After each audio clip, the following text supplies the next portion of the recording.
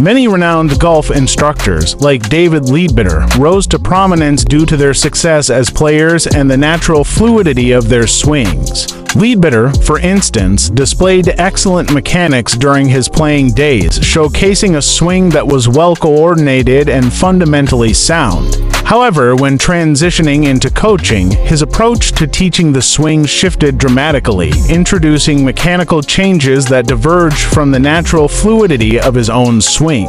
This phenomenon is not unique to Leadbitter, but is seen among many instructors and YouTube presenters who often promote swing techniques that differ significantly from their own actions on the course. This discrepancy can be largely attributed to neuroplasticity, the brain's ability to rewire itself through repeated practice and experience. Golfers like Leadbitter and even top professionals like Tiger Woods developed their swings through years of ingrained practice, allowing their bodies to perform the movements almost automatically without conscious thought about mechanics. Their motor skills were honed through a combination of muscle memory, instinct, and external feedback rather than detailed analysis of each body part's movement. This deeply embedded learning process allows them to swing naturally without dissecting the intricate biomechanics involved. However, when it comes to teaching, these same individuals often struggle to articulate the subconscious processes driving their swings. The disconnect arises because their own swing mechanics are driven by neuroplastic adaptations, repetitive practice that ingrains the movement deep within their neural pathways, making the swing feel automatic. As a result, when attempting to explain the swing, they often rely on mechanical interpretations or flawed theories that do not accurately represent what their body is actually doing. They describe the swing based on feel or an idealized concept rather than from an analytical understanding rooted in external research. In contrast, those who study the swing from an external perspective, researching biomechanics, analyzing body movement, and understanding the forces at play, approach the swing from the outside in, providing a clearer, more scientifically grounded view. This perspective allows for a deeper grasp of the swing's true mechanics, unclouded by the automatic habits ingrained through years of play. While great players often make great swings, the ability to teach effectively requires more than personal experience. It demands a thorough, objective understanding of the swing's biomechanics and how they can be communicated accurately to others. Two birds with one stone. Lateral movement and lateral bend. And lateral bend. Cool. But again, just in review, ribs, rotation, lateral bend, lateral movement. Got it. Center of mass, Cool. okay? The pelvis actively is in charge of one thing. It actively does one thing in the golf swing. Drops. Drops. Okay. So I'm not saying that it doesn't rotate. I'm just saying that it is rotating passively because the upper is commanding it to. So because the upper spiral is rotating, that forces the pelvis to go into rotation as well? Exactly. We're just not looking for a dominant rotation in the pelvis. 100%. Okay. Yeah. So like most players will get to the top, and if they go rotate from here, well, number one, what am I rotating?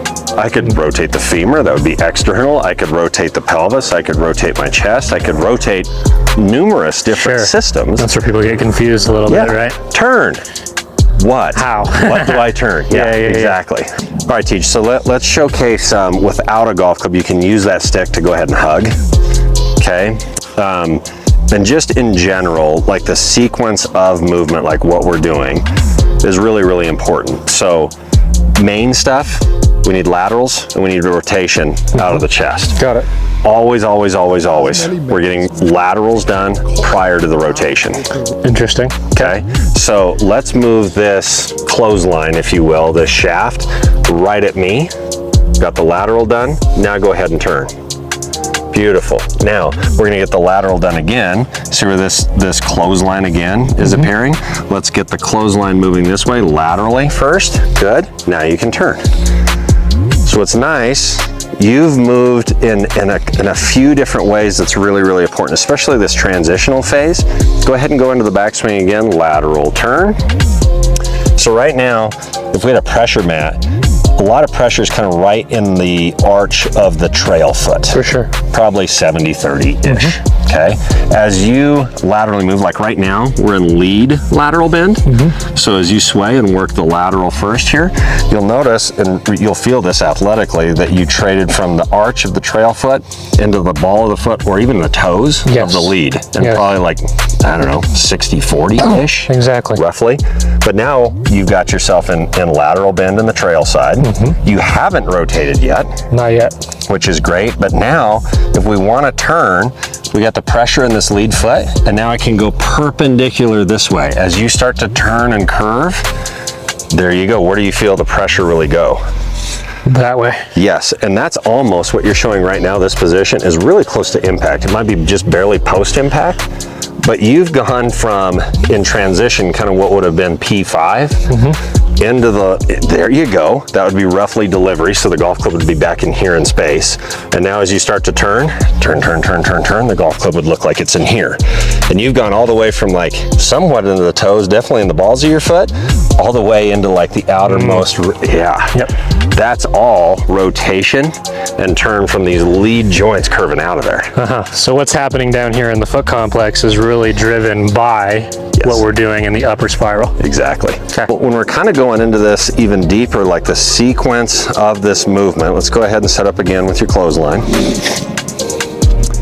The whole look here is lateral.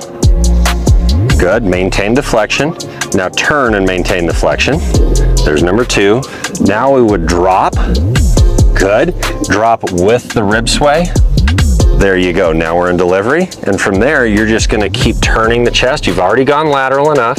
We're going to keep turning all the way up into the finish. Beautiful. That little exercise right there, just like freezing them out, is a great way to like really start to feel what moves really are happening and the sequence of movement. The hardest thing, yeah, go ahead. And as people get better at the spacing them out, the freezing them out, they can start to blend those movements together, right? Yeah, and just, well, and I think even maybe, because blending sounds like they all happen at once, which they don't, right? There's still a sequence, but we're just buffing off the transitional areas of each movement. So it's a smooth transition in between each movement instead of lateral rotation. By no means are we saying it's position, right? It all flows in between. Yep, exactly, which we need to have. The only thing that's difficult is transition, because we have the lateral movement of the ribs and the drop of the pelvis happening at the same time. Same time. So we have 2 simple movements. Like, this is not that complex. No.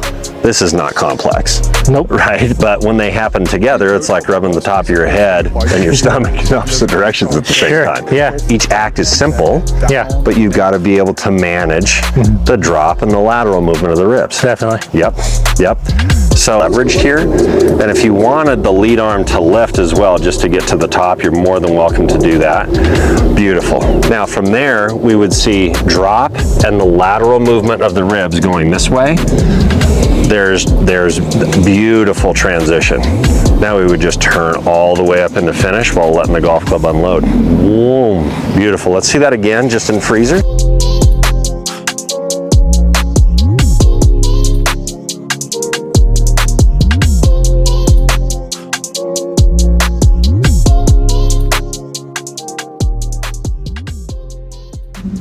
So unlike the teachings that you just heard from those two, I want you to observe the lady's number 1 Nelly Coda here.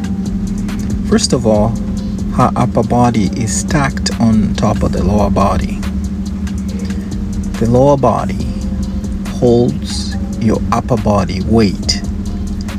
Your head is heavy, your upper body is heavy, and you need to keep your spine aligned.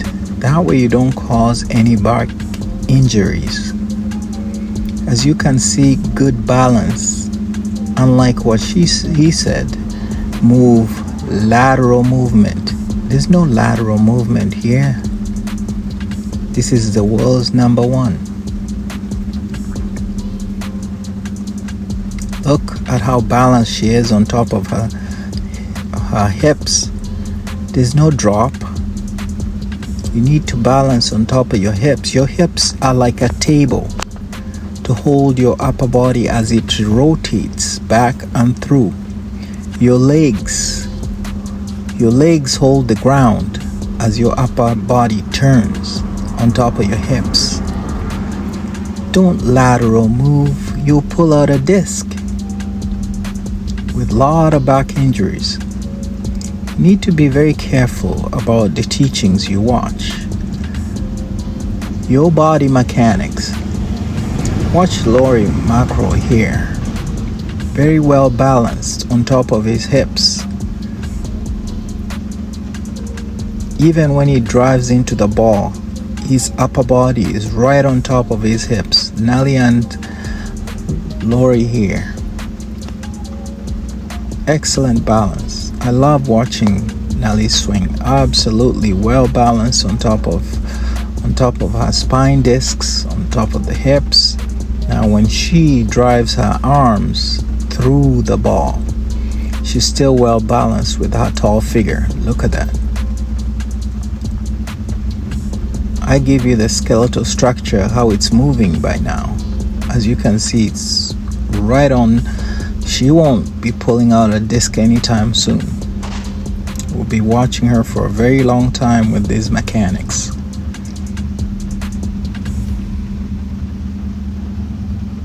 I was wondering why the teaching pro was teaching the young man the way he was teaching.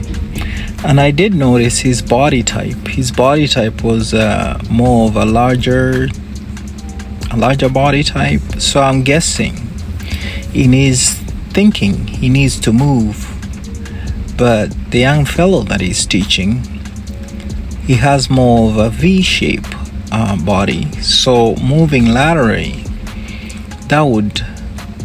he would really injure the little man.